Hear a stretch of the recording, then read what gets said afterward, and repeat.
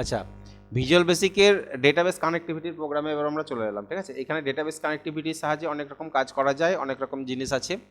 তো database connectivity বলতে কি, তুমি ডেটাবেস নিয়ে কাজ করেছো এমন সফটওয়্যার হচ্ছে MS access, visual Fox pro. এর বাইরে তো ডেটাবেস জানো না, তোমার এমএস অ্যাক্সেস জানা আছে, যেখানে টেবিল তৈরি করে আমরা ডাটা স্টোর করতে পারি, তাই তো? তো আমি চাইবো যে ডেটাবেসটা আমার এমএস অ্যাক্সেস আর ফর্মটা হবে ভিজুয়াল বেসিকের। ফর্মে ভিজুয়াল বেসিকের ডিজাইন করব, এখান থেকে আমি ডেটাকে সেভ করব, এমএস অ্যাক্সেসে গিয়ে সেভ হবে। আমি এখান থেকে ডিলিট করব, এমএস অ্যাক্সেস থেকে ডিলিট হয়ে যাবে। আমি এখান থেকে দেখতে চাইবো, এমএস অ্যাক্সেস থেকে দেখাবে আমাকে। আমি এখান থেকে প্রিন্ট চাইবো, প্রিন্ট দেবে। আমি যা চাইবো তাই করতে পারবো এই ফর্ম থেকে। তাহলে ওই এমএস অ্যাক্সেস সফটওয়্যার এবং ভিজুয়াল বেসিক সফটওয়্যার দুটো আলাদা আলাদা ভিন্ন ভিন্ন সফটওয়্যারের সাথে একটা কানেকশান করতে হবে, সংযোগ করতে হবে। তার জন্য আমাদের একটা কন্ট্রোল লাগবে, এডিওডিসি কন্ট্রোল। এই কন্ট্রোলের সাহায্যে আমরা কানেকশান করতে পারি, ঠিক আছে? দুটোর সঙ্গে একটা কানেকশান করতে পারি। তারপরে কোডিংয়ের মাধ্যম দিয়ে আমাদের রেকর্ডগুলোকে ডিসপ্লে করবে। আমি জাস্ট দেখাই তোমাদের, এটাকে রান করি। এখানে কি আছে দেখো, ধরে নাও আমি একটা টেবিল তৈরি করে এসেছি। ওইখানে যে টেবিলে বেশ কয়েকটা তথ্য আছে, সিম্পল রেজিস্ট্রেশন নাম্বার, কোর্স নাম, বাবার নাম, অ্যাড্রেস আর কন্ট্যাক্ট নাম্বার, আর বেশি কিছু নেই, ঠিক আছে? তো আমি এইটাকে যদি রান করি, তাহলে কত নম্বর ফর্ম ছিল এটা আমার? 27 নম্বর ফর্ম।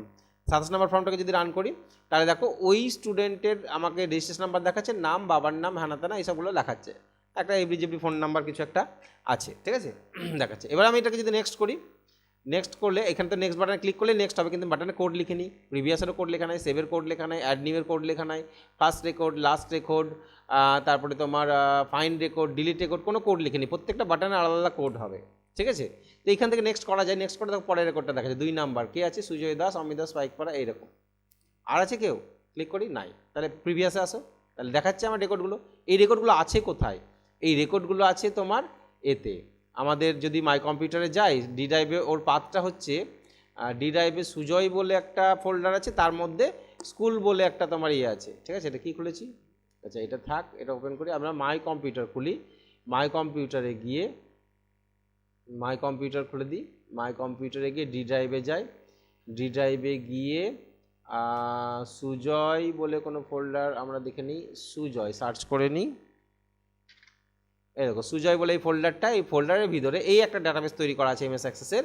এই ডাটাবেসের ভিতরে কোনো একটা টেবিল আছে, যে টেবিলের মধ্যে থেকে ডেটাগুলো দেখাচ্ছে। এখানে ডাবল ক্লিক করে দেখো, এই দেখো সুমনি দাস, এইগুলো দেখাচ্ছে না?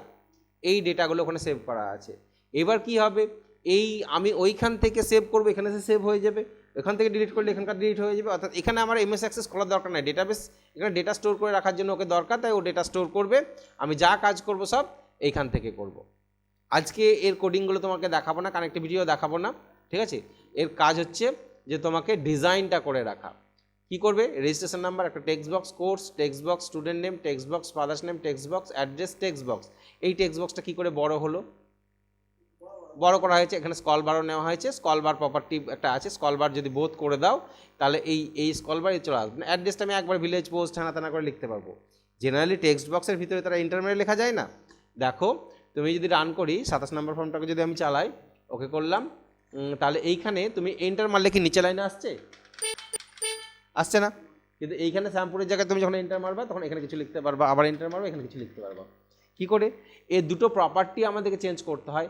একটা প্রপার্টি হচ্ছে মাল্টি লাইন বলে একটা প্রপার্টি আছে, যাতে একাধিক লাইন লেখা যায়। মাল্টি লাইন ট্রু করতে হবে। মাল্টি লাইন কী করা আছে? ট্রু করা আছে।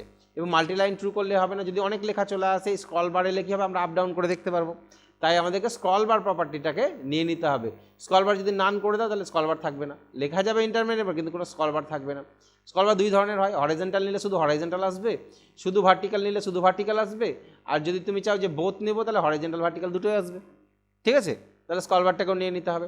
এই ডিজাইনটা তৈরি করে, এগুলো বাটন, এগুলো কি আছে? Comment button, just comment button. অ্যাডের কমেন্ট বাটন নেবে, মানে নতুন করে অ্যাড করতে চাইলে এখানে অ্যাড করতে পারবে, সেভ করতে পারবে, প্রিভিয়াস নেক্সট করে রেকর্ডগুলোকে যেতে পারবে। ফার্স্ট রেকর্ড, অনেকগুলো রেকর্ড আছে 100টা, তুমি লাস্টে চলে যাবে ডাইরেক্টলি, ফার্স্টে আসবা ডাইরেক্টলি, সেগুলো করতে পারবে। কোনো রেকর্ডকে আইডি দিয়ে ফাইন্ড করতে পারবে, তোমার আইডি বলো, মারলা, সঙ্গে সঙ্গে তাকে দেখিয়ে দিল। কোনো রেকর্ডকে ডিলিট করা চাইলে ডিলিট করতে পারবে। তাহলে এই ডেটাবেস কানেক্টিভিটি যদি আমরা করতে পারি, যে কোনো ডেটা স্টোর করে রাখা, যে কোনো ডেটাকে রিট্রাইভ করা, এরপর আমাদেরকে প্রিন্ট শিখতে হবে, কী করে প্রিন্ট করতে হয়, তাহলে এই সব কাজ আমরা করতে পারবো। এই ডেটাবেস কানেক্টিভিটিটা আমরা নেক্সট ক্লাসে করবো, ঠিক আছে? ওকে, এটা খুব ইম্পর্টেন্ট, এটা চলবে কিন্তু কন্টিনিউয়াস প্রসেসে, এইটারই কাজ চলবে, ঠিক আছে?